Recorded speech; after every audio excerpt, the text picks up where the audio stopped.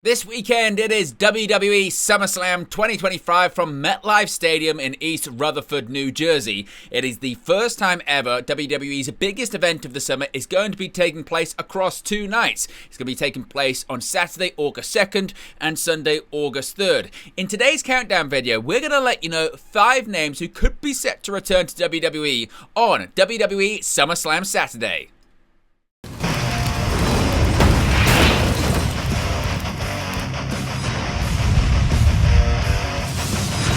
Hey guys, welcome back to Wrestling News 365. Hope everyone is doing very well. As always, there are plenty of stories to get into in the world of professional wrestling. Before we begin today's countdown video, a reminder, we are going to be live this weekend for WWE SummerSlam. It's going to be a massive week of pro wrestling here at Wrestling News 365. We're going to be live for Friday Night SmackDown, a watch-along and a post-show.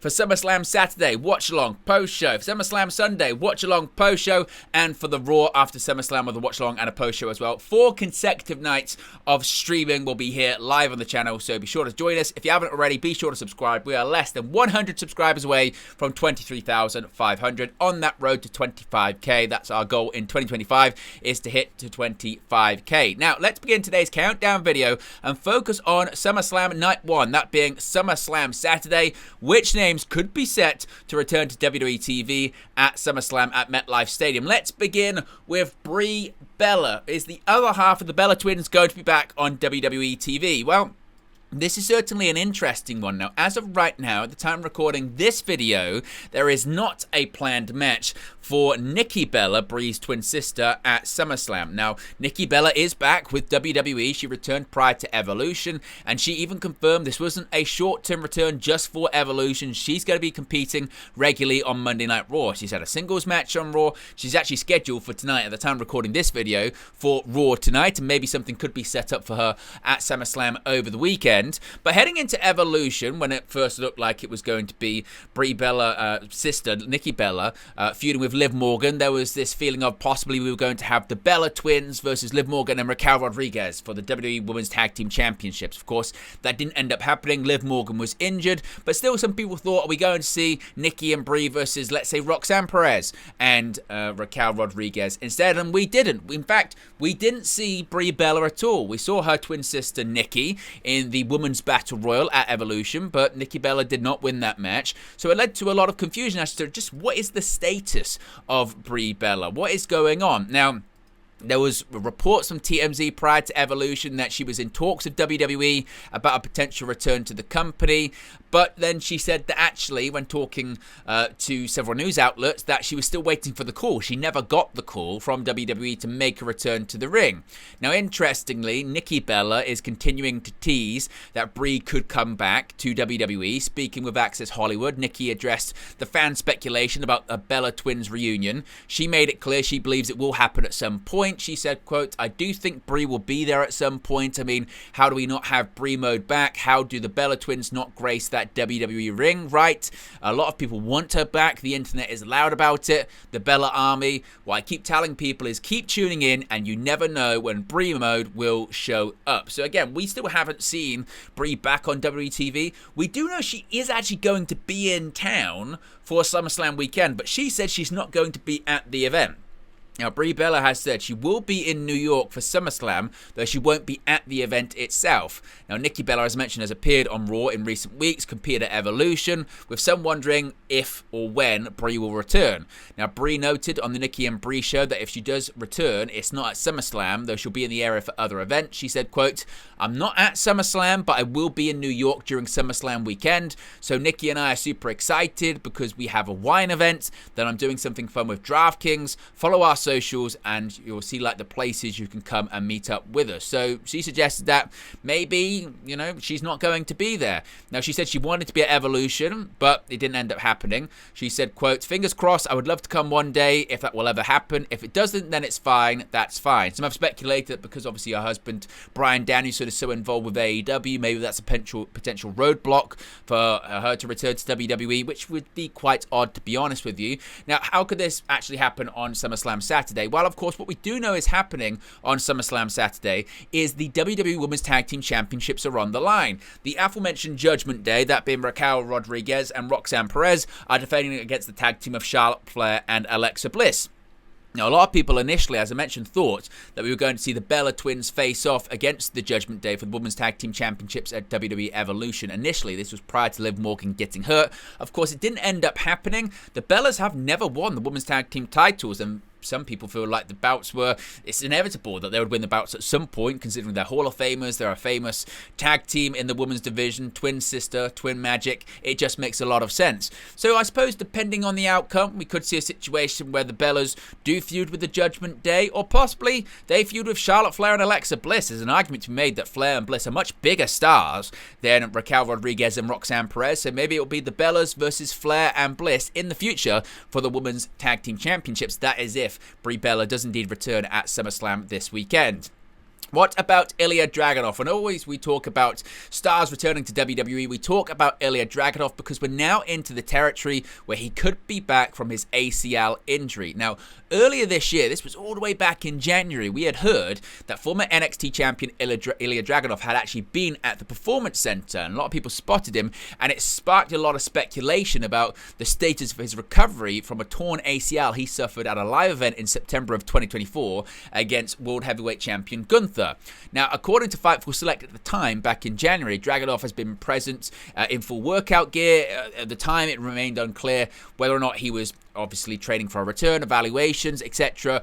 Now, the initial evaluation of the recovery timeline was estimated to be 6 to 9 months. Now, we are now getting closer to sort of the tail end of that. September to July, which is where we are right now, really August, we're really getting close to that sort of 9-month period, aren't we? In fact, we're getting closer to about sort of 10 months, 11 months out on the shelf. So the suggestion would be that he could be ready to go at any point. Now, as far as what he could be doing upon his return, well, what seemingly is going to be the main event of SummerSlam Saturday is going to be the World Heavyweight Championship match, of course, being Gunther versus CM Punk.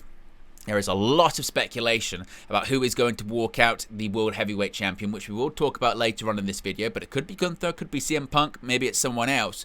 If it is Gunther, some are suggesting that Gunther's challenger coming out of SummerSlam could be Dragunov. I mean, it would make a lot of sense. They can tell the story that Dragunov got injured at the hands of Gunther.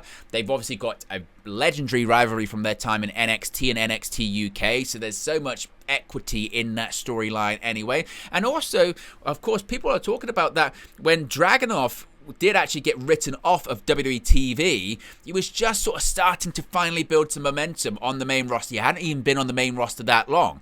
So coming back and feuding straight with a legendary rival that we know he's got great chemistry with might just be perfect for the former NXT champion. Liv Morgan. Now, we spoke about Brie Bella earlier. Could Liv actually make a return to WWE TV? Now, she won't make a return to the ring at all. Liv Morgan, she only recently actually went under shoulder surgery for the injury she suffered just a couple of months ago on WWE TV. Now, if you're not aware of the story, you probably are. On the June 16th episode of Raw, Liv Morgan faced Kairi Sane. The match was stopped moments after it started when Morgan favored her shoulder following an awkward landing while trying to brace herself for the bump. Seemingly, she suffered a dislocated shoulder. She suffered this shoulder injury, and the following week on Raw, the announcers, Michael Cole and Corey Graves, announced that Liv Morgan would be out of action for several months. Now, prior to getting injured, it looked like there were these big plans in place, possibly to have a singles match with Nikki Bella at Evolution, possibly that aforementioned Women's Tag Team Championship match involving the Judgment Day and the Bella Twins. Now, of course, since then, we've seen Raquel Rodriguez's tag team partner become Roxanne Perez, as Roxanne Perez has continued to integrate into the Judgment Day. We've even seen the shrine made by Roxanne Perez in the Judgment Day Clubhouse on WWE Monday Night Raw. Now, if the Judgment Day do lose the Women's Tag Team Championships, maybe we could see a situation where it's actually Liv Morgan that costs them the title. It feels like Finn Balor has been trying to split up the Judgment Day from within, and Roxanne Perez has been a part of that. And there could be a situation that after undergoing the surgery, after having a bit of rehab, Liv Morgan could still appear on TV, still cut promos, and have a situation where she's still an active television character while she's recovering from the aforementioned shoulder injury. We know she's one of the biggest stars that WWE's got, and also she's local to the area. Of course, Liv Morgan, she's from the state of New Jersey. Now, it's unclear whether or not she still lives there or not, but you do feel like a SummerSlam first ever 2-night show, stadium show in her home state of Jersey. It just couldn't be out of the question that Liv Morgan would show up, possibly cost the Judgment Day the Women's Tag Team Championships, possibly look to get involved in maybe the Intercontinental Championship match between AJ Styles and Dominic Mysterio. Of course, that's taking place on night 2, so possibly she could return on night 2, I suppose, but maybe she's back on both nights and is decided to destroy the Judgment Day from within. I don't know, but there certainly feels like there could be a strong potential of Liv Morgan appearing and returning to WWE TV at the biggest event of the summer. What about Bad Bunny? Now, this is when the theories get very, very rogue. Because on night 1, on SummerSlam Saturday, on August 2nd, 2025, we've got the celebrity match. A match that has divided a lot of opinion. A lot of people are talking about it. It is Drew McIntyre teaming up with the social media megastar that is Logan Paul to face the iconic WWE superstar Randy Orton and his tag team partner making his WWE in-ring debut, musician Jelly Roll. Now, we know Jelly Roll has gotten in fantastic shape to compete for the first time ever in the ring, and he's got a lot of goals. He's lost a ton of weight. How well he's actually going to be able to physically participate in the match, we'll have to wait and see. We know he's effectively relocated to Florida to get in shape for this match and to get in-ring training for this match. Seemingly, according to Triple H, every single person's excited about doing this match because it's something that's going to get a lot of eyeballs on the product. Now, some people had speculated and suggested that maybe what could sort of, I don't know, tip the odds in the favor of Randy Orton and Jelly Roll could be your musician interference. This is a match that is about getting attention. This is a match that is about getting media hype. This is about getting people talking on social media. So I wouldn't be shocked if we see a situation where Logan Paul's brother, Jake Paul, gets involved in this. And then who gets involved on behalf of Randy Orton and Jelly Roll? Perhaps another famous musician that has occasionally wrestled for WWE, that being Bad Bunny. We haven't seen Bad Bunny in a couple of years now at this point. We haven't seen Bad Bunny since he defeated Damian Priest in a San Juan street fight at Backlash back in 2023. Now, it would appear that Bad Bunny might be a bit too busy to appear on WWE TV right now, but it's not impossible he could fly in, jet in for one night, not even one night, just for an hour or so, then fly to where else he needs to go. Because again, it's the biggest event of the summer. It's a show that will have a lot of people talking and Jelly Roll, musicians uniting. You could see something like that certainly happening, and you would think that Randy Orton and Jelly Roll are going to get the victory for their team. In these cases, as has been the case whenever Bad Bunny's performed in WWE, in his matches, he's never lost in a singles match. He did get eliminated from the Royal Rumble by Brock Lesnar, but when he's competed in regular matches, whether it be a tag match at WrestleMania 37 Night 1, teamed with Bad Bunny to defeat The Miz and Morrison. And then, of course, in that aforementioned San Juan street fight that is still talked about to this day. So he has that unique connection with the WWE Universe. He has that unique connection with also wrestling. I don't think you could rule it out. You just never know with Bad Bunny when he's going to appear next on WWE TV. And finally, Seth freaking Rollins. This is everyone's biggest discussion point right now, isn't it?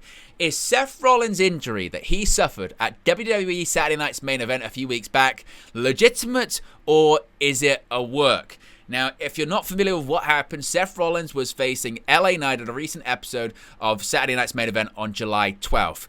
During the match, Rollins got hurt. He did a springboard moonsault. It looked like he tweaked his knee. Then he went into the corner. People thought it was part of the match. Then the referee went over to Rollins. Very quickly, LA Knight hit a BFT. 1, 2, 3. And everyone went, oh, this must be legitimate.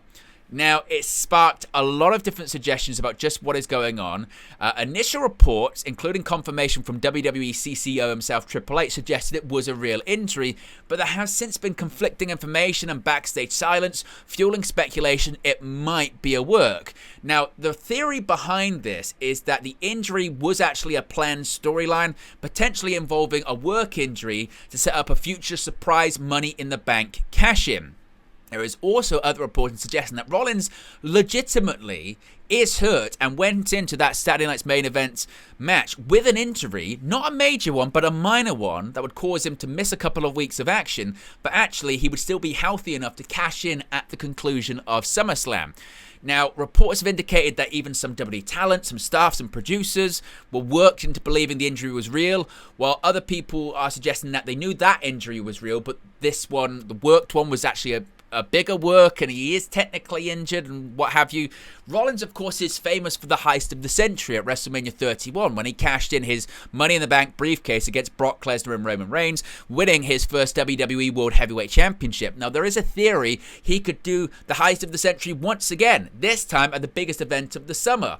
What is happening in the main event? Well, what is happening in the main event is the World Heavyweight Championship. It is Gunther versus CM Punk, and there is not one person on this planet that Seth Rollins hates more than CM Punk. Many people think this could be a situation where CM Punk either wins the World Heavyweight Championship or looks like he's about to win the World Heavyweight Championship, and then Seth Rollins interferes, costs CM Punk the World Heavyweight title, rips it from his clutches, and says we cannot have a WWE where CM Punk is the World Heavyweight Champion, therefore he's going to save the WWE from Punk and win the World Heavyweight Championship. You could see some kind of situation like that, and Paul Heyman, prior to Seth Rollins even getting injured, was talking about always having a plan B, expecting the unexpected, and despite people like Triple H, like Becky Lynch, like Seth Rollins himself mentioning that he's got a history of knee injuries and he was meant to go for an MRI but he couldn't get one because he was too swollen and what have you,